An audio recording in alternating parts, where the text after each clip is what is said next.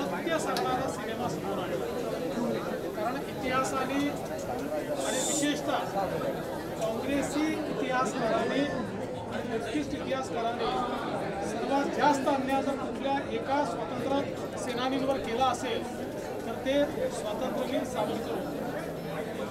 आणि त्यांची जी खरी कहाणी आहे, त्यांचं जे खरं कॉन्ट्रीब्युशन आहे, या सिनेमाच्या माध्यमातून संदीप पुराजींनी ते आपल्यापर्यंत आणलेलं आहे। आणि मला आज याचा अधिक आनंद आहे की हिंदीमध्ये रिलीज झाल्यानंतर लोकांना तो आवडत असताना त्यांनी मराठीमध्ये देखील तो आणला। मराठी माणसाकरता स्वातंत्र्यवीर सावरकर एक असं स्वप्न आहे की जे प्रत्येक मराठी माणूस पाहतोच। आणि हा सिनेमा मराठीमध्ये रिलीज होत असताना त्या ठिकाणी उपस्थित राहण्याची संधी मला मिळाली, याचा मला मनापासून आनंद आहे।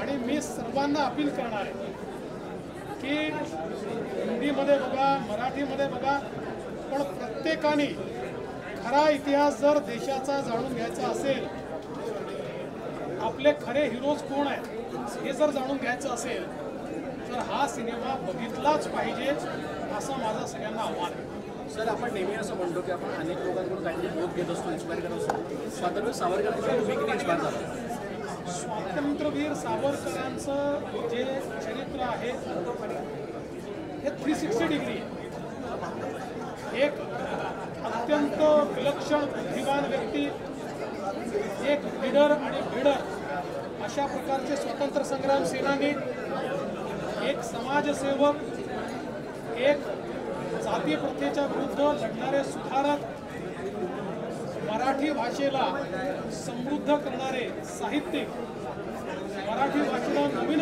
शब्द देणारे साहित्यिक, अशा अनेक त्यांचे जे कंगोरे आहेत हे सगळे वेगवेगळ्या प्रकारच्या प्रेरणा देतात। त्यामुळे मला असं वाटतं की स्वातंत्र्यवीर सावरकरांनी सामान्य माणसाला प्रेरणा तर दिलीच, पण त्यासोबत भारतीय संस्कृती, हिंदुत्व याबद्दल ज्या काही चुकीच्या संकल्पना होत्या त्याही स्पष्टपणे समाजासमोर आणण्याचं काम त्यांनी केलं आहे। म्हणून आम्हाला नेहमीच ते प्रेरणा देतात। आज रणदीप सर आहे, आज अंकिता आहे बाजूला, त्यांचं तुम्ही ट्रेलर पाहिला असेल, जाता तुमच्या डोळ्यासमोर आला असेल। या बिझी शेड्यूलमध्ये तुम्ही सिनेमासाठी आला, आज तो आनंद वेगळा की त्यांच्या तुम्हाला शुभेच्छा द्यायला मिळतात? मला दोन्ही दोघांचंही खूप मनापासून अभिनंदन करतो। बघा, एक तर आजच्या कमर्शियल युगामध्ये अशा प्रकारचा सिनेमा बनवण्याची संकल्पना ही देखील एक विलक्षण आहे। आणि तीही स्वातंत्र्यवीर सावरकरांवर संदीप पुरांनी पुढाकार घ्यावा, हा देखील मला असं वाटतं एक विलक्षण अशा प्रकारचा कल्पना आहे। आणि या दोघांनी त्या सगळ्या भूमिकांना इतका सुंदर न्याय दिला आहे की प्रत्यक्ष असं वाटतं की आपण त्या कालखंडात पोहोचलो। अतिशय इम्पॅक्टफुल ज्याला आपण म्हणू शकतो तशा प्रकारचं हा सिनेमा।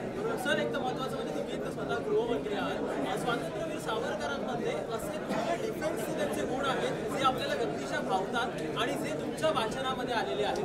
मी सगळंच त्यांचं वाचलेलं आहे। मला असं वाटतं की त्यांना काही शब्दांमध्ये त्यांची व्याख्या करणं, डिफाईन करणं अतिशय कठीण आहे।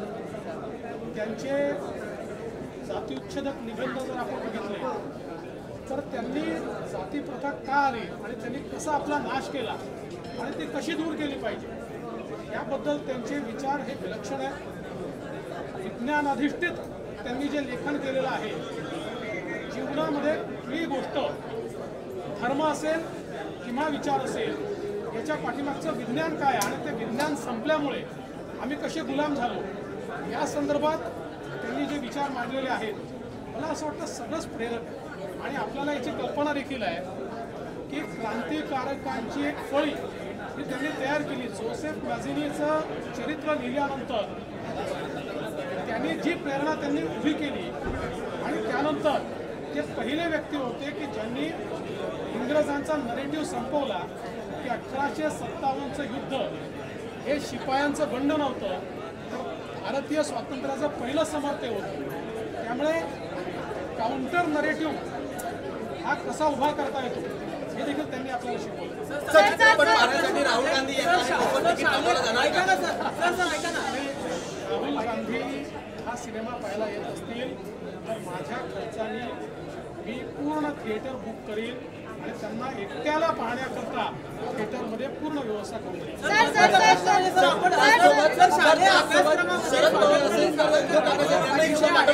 कशा प्रकारे आपण आपल्याला आणू शकता आहेच. आणि मला असं वाटतं की त्यांच्या या सगळे जे विषय मी मांडले आहेत त्या संदर्भात वेगवेगळ्या प्रकारे आपल्याला मुलांपर्यंत ते पोचवलं पाहिजे. पण मी असं म्हणतो की आजच्या परिस्थितीतलं सगळ्यात पॉवरफुल माध्यम काय आहे तर ते सिनेमा आहे. हे माध्यम खऱ्या अर्थानं जास्तीत जास्त लोकांपर्यंत पोचतं, युवा पिढीपर्यंत पोचतं.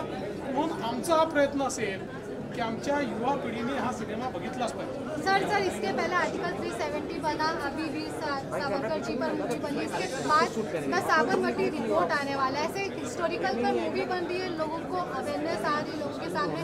आपको क्या लगता है कि ऐसे कुछ चीज़ मिसिंग हो रहा है जिस पर स्टोरी आगे मूवी आनी चाहिए? देखिए, मैं एक ही बात कहना चाहता हूँ कि एज अ सोसाइटी हम लोग इवॉल्व हो रहे हैं और एक प्रकार से जो सांस्कृतिक पुनर्जागरण देश में प्रधानमंत्री मोदी जी के नेतृत्व में शुरू हुआ है उसमें आज सब लोग बोल्डली अपनी सच्चाई को सामने रखना चाहते हैं.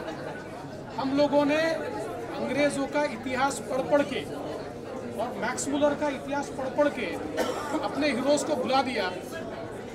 मानो हमारी सभ्यता ये अंग्रेज़ों के कारण आई. इस प्रकार की हमारे मन में भी एक संकल्पना तैयार हुई.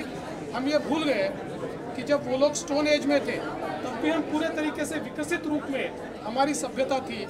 तो आज मैं ऐसा मानता हूँ कि हमारे सांस्कृतिक पुनरुत्थान का एक जरिया इस प्रकार की फिल्में हैं जो हमने एज अ कंट्री या हमारी पॉलिटिक्स में हमारी राजनीति में हमने क्या भूल की है, उसके क्या परिणाम हमने भोगे हैं, इसको बोल्डली आज हम डिस्कस कर पा रहे हैं.